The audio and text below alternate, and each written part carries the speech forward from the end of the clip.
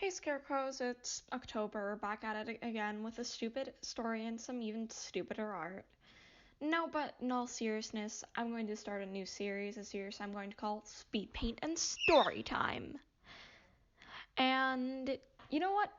Yeah, this is a very overused concept, and there are a ton of art channels and storytime channels and etc. who do this. But you know what? I think it's fun, and I want to try it out, and I just want to, share my experience.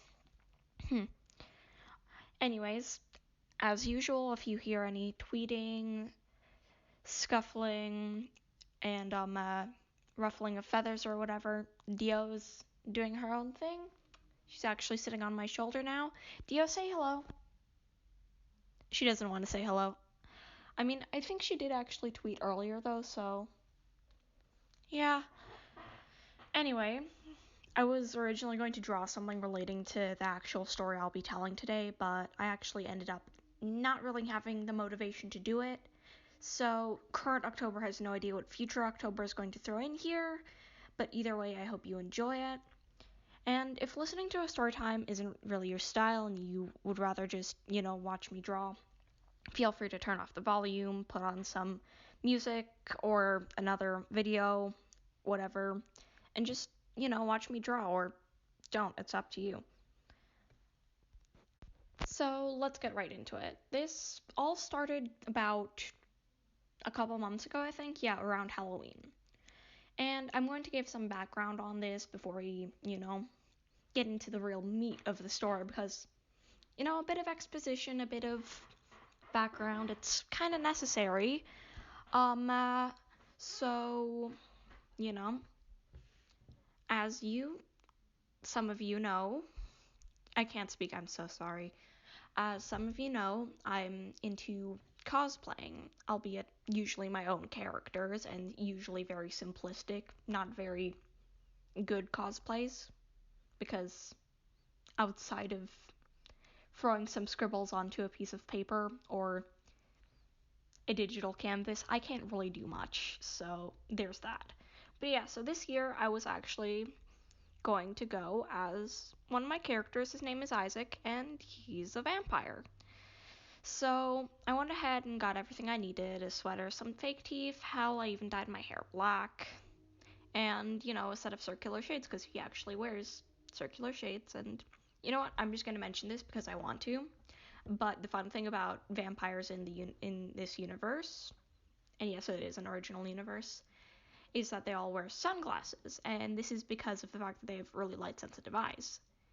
They don't actually burn in the sun, but because of the fact that they live underground and they're nocturnal, yeah, very light-sensitive. But anyway, only reason I mention that is because I just wanted to say it, and I just think it makes designing them 10 million times more fun. Anyway, so because I was being a vampire, I got these fake teeth. And these fake teeth, they unfortunately did not come with any sort of prosthetic glue or tooth glue that I could just, put them on. So essentially, there was this divot where you just stick it underneath your tooth or teeth, your front canine teeth, and they would essentially be there and be sharper. And this is where, unfortunately, the story starts. And again, before we completely get into it, I just wanted to say, yes, I was actually fairly stressed already during that day, because I don't really want to get into it. Some stuff happened.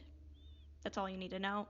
But yeah, so I decided to do some research. Hey, what type of glue should I use to apply these? Because at first I was like, you know what would be a great idea? Elmer's glue or Gorilla Glue or something like that. But then I realized, hey, let's not do that. Let's not ruin my own teeth just because of a cosplay. So I talked to a friend, and we figured out that denture glue would, it would work. And you know what? I'm just going to say this right now. It did work, and it did not damage my teeth, to my knowledge. My teeth are fine. And so, because of that, I went ahead and was like, hey, Dad, can you drive me to the local corner store? Which I'm not going to name the local corner store because it's a big company and I don't want to get sued. But yeah, so we went there. Also, yes, there is a reason why I'm mentioning my dad. It's an important reason. He'll be important later. And yes, so we went to the store, we arrived, we parked, etc., etc. So I went inside, my dad stayed in the car, and I spent about 5 to 10 minutes getting what I needed. Some denture glue, obviously some pens, maybe a bit of eyeliner, I really don't remember, and a vintage looking glass soda bottle, because I thought it would fit well with the character I was cosplaying, and again, this is mostly going to be me rambling. And so I got that, but unfortunately, I did drink all of it the night before Halloween, so that never came into fruition, and that's a story for another day.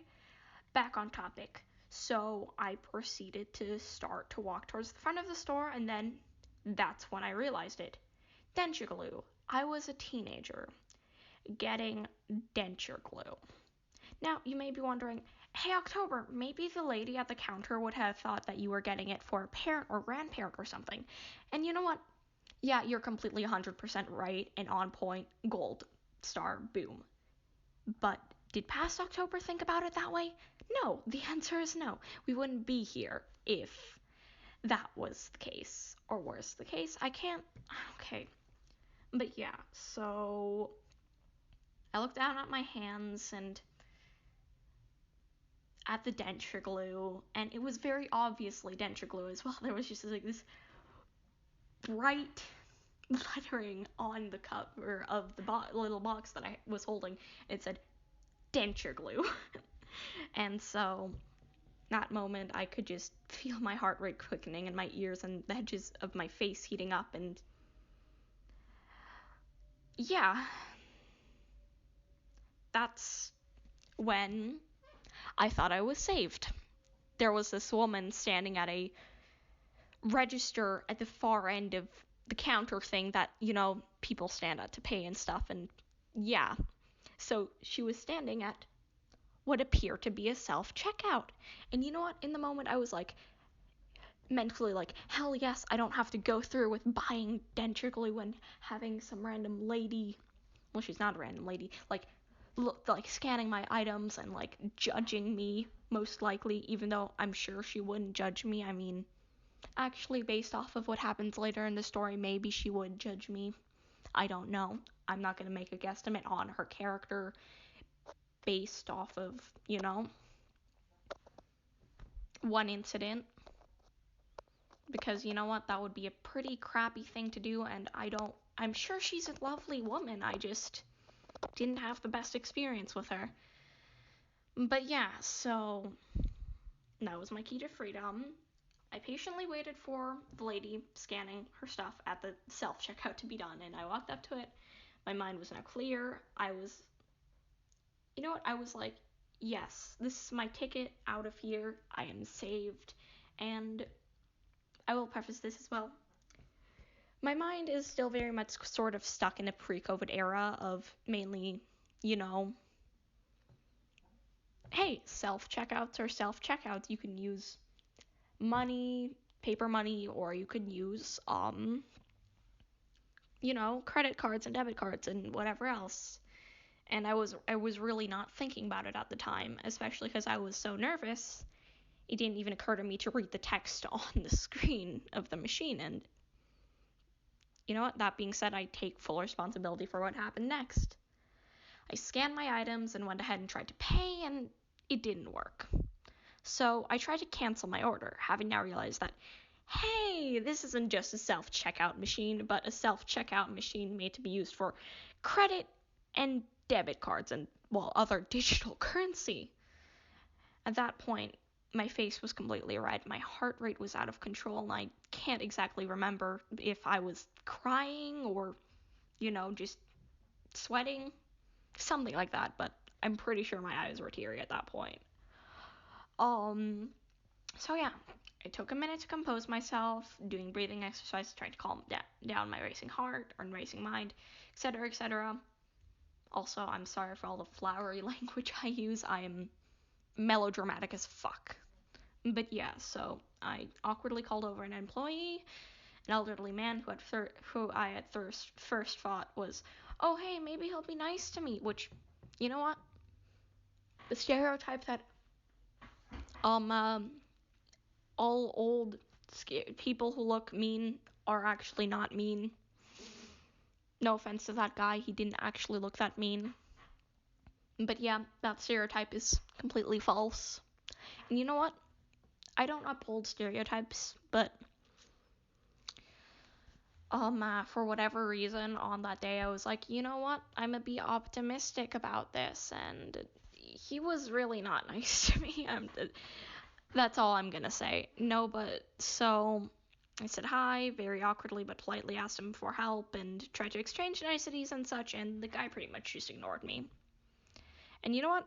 I know that he heard me because he he glanced at me and he just, he was like, he didn't care. And you know what?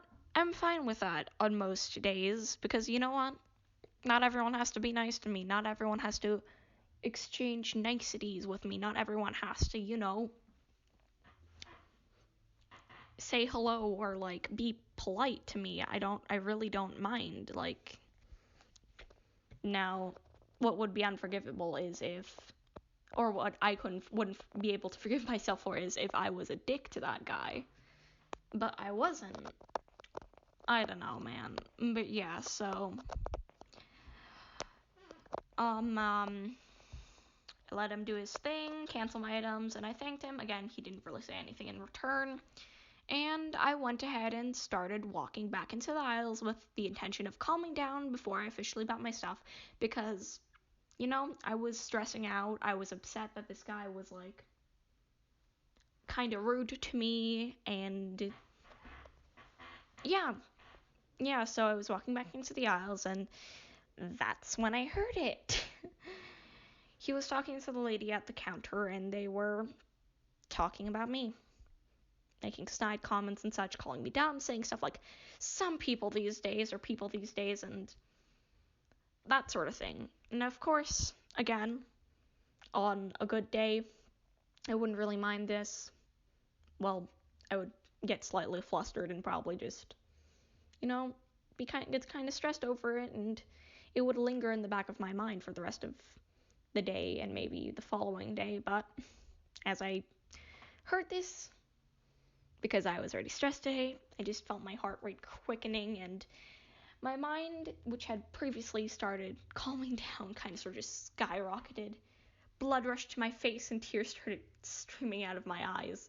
And you know what? Now that I'm reading this script that I wrote, Jesus Christ, I was being very dramatic when I wrote this. I don't know why. Because I guess at the time, it's still recounting the experience in a written format. It, I guess, made a pit form in my stomach.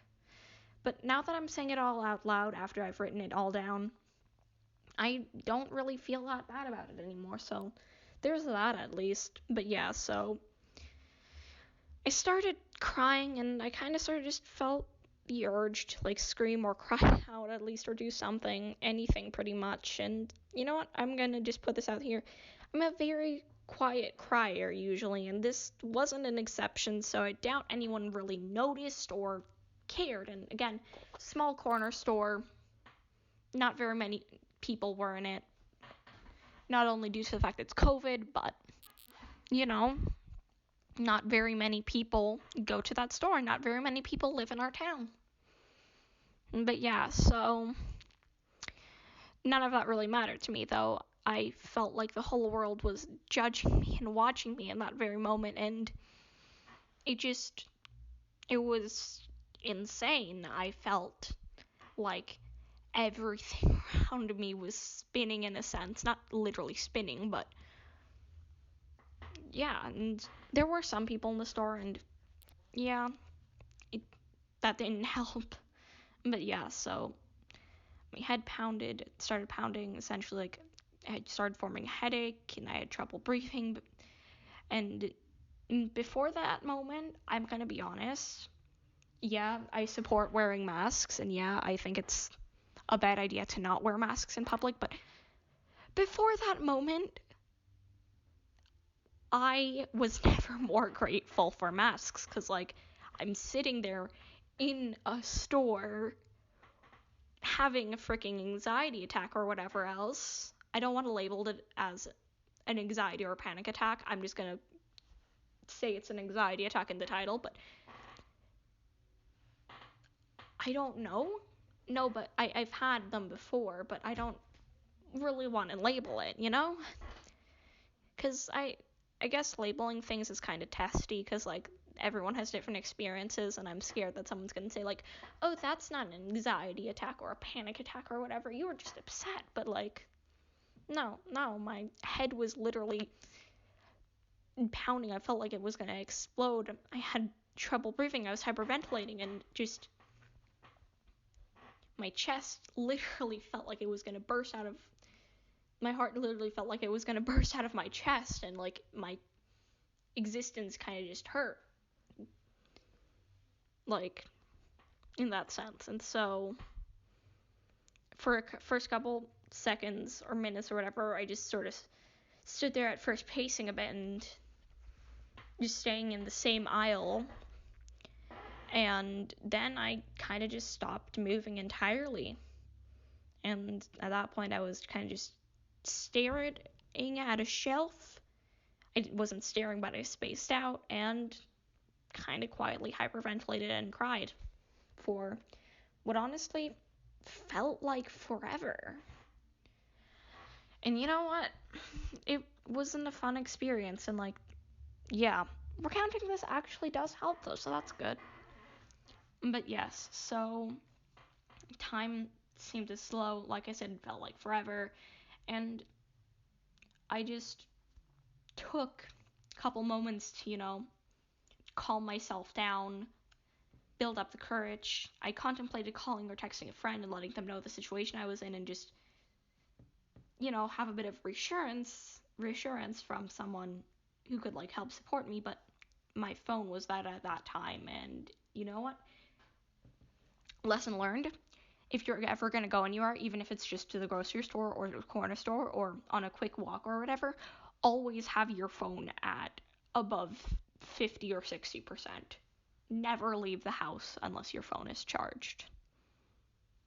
Don't do that, because you could get into a situation like I got into, or you could get into a arguably more dangerous situation or anything else, because, yeah, so don't leave your phone without. Don't leave your phone. No, don't leave your house without your phone charged. And don't leave your house without your phone. No, but so after a while, I was able to calm myself. I was still hyperventilating and crying, but I was able to move again. And so I just moved to the next aisle. A line was gathered in this aisle, and it led up to the register. There were about 2 or 3 people, I think. I can't exactly remember, because, again, details are very hazy because I was stressing out at the time and, having what was essentially an anxiety or panic attack. But yeah, so time passed. The line was no longer there, and you know what? I'm going to be full and honest with this. I chickened out at least once before I even got the chance to pay for my stuff. I was, like, walking up to the register, but then I was, like, mentally like, nope. And kind of sort of just made a sharp turn and kind of just wandered around the store, like, once or twice. And in the end, yeah, I did end up walking up to the cash register. I placed my stuff on the counter, asked the lady how she was doing, paid, and left. And you know what? I wish I could say the story ended there, but it did not. Now, you might be wondering, how is it not ending there? I mean, you left the store, October. What the hell? Well, 2 crazy things happened after this.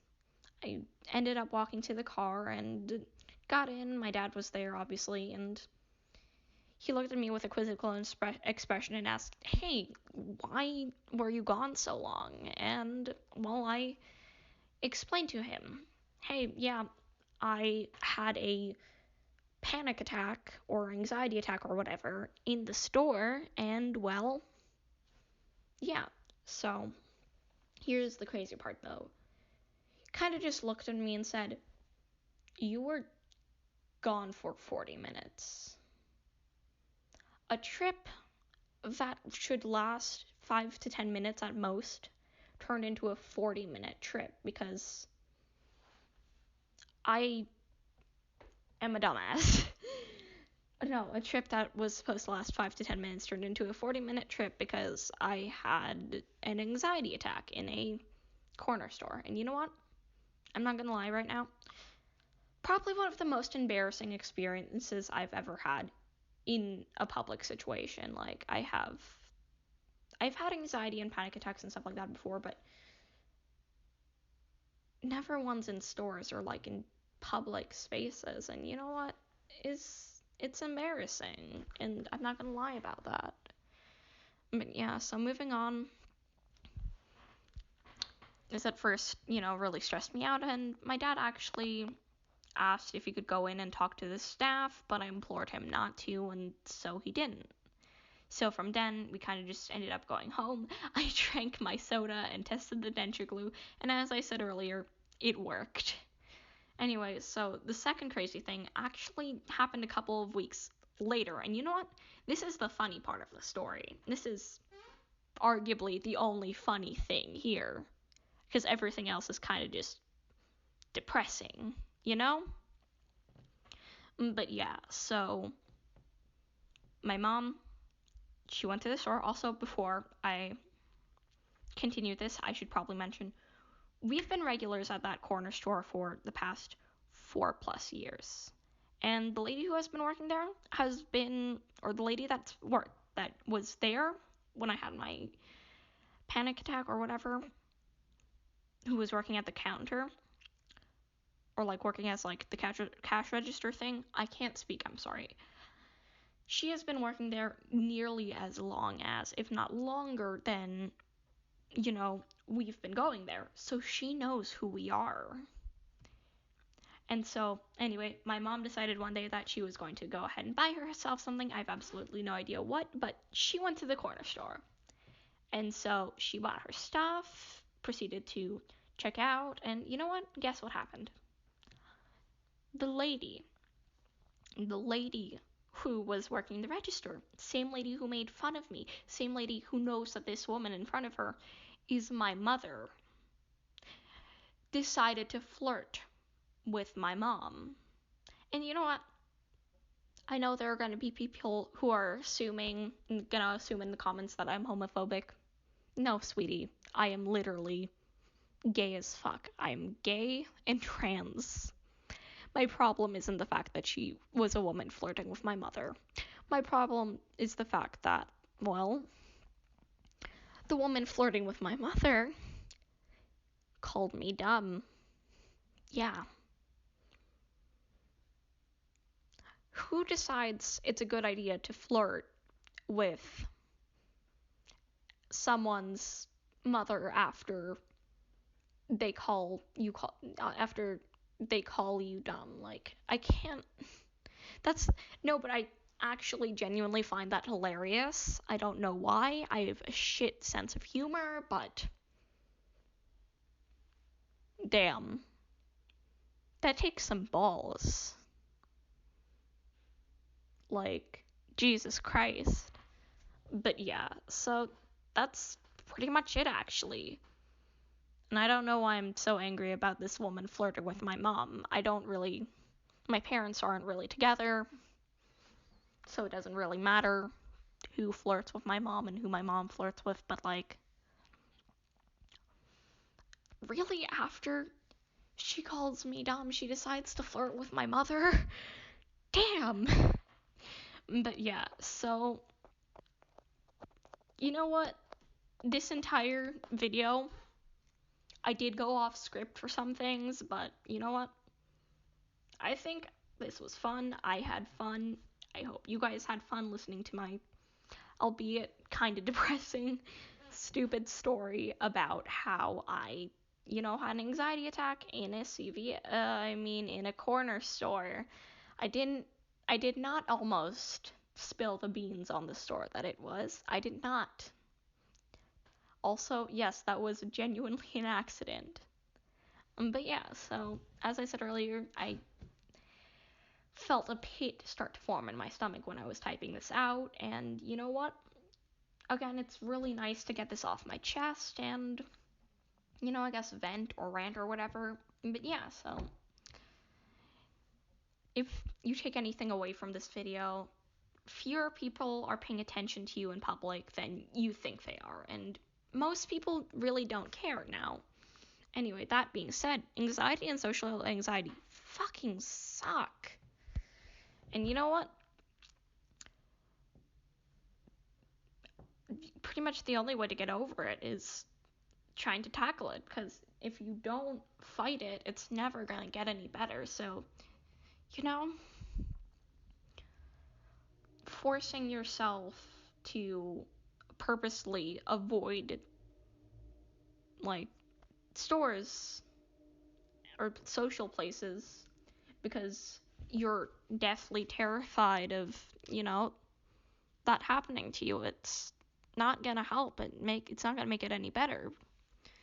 And you know what? Listen, we all have skeletons in our closet, scary skeletons, ones with knives and swords and guns or whatever, and it's our job to fight them and make sure that they don't end up hurting us or the people we love. And you know what? It's okay to not feel brave enough to tackle your anxiety or to go outside or to go to a store, but what's important is that you work on it and that you try, because if you don't try, it's never going to get any better. And you know what? I'm going to be real for a minute. I've been living with that sort of thing for the past 5 to 6 years, and yeah, I know this is a more serious video and I'm bringing that up right now, but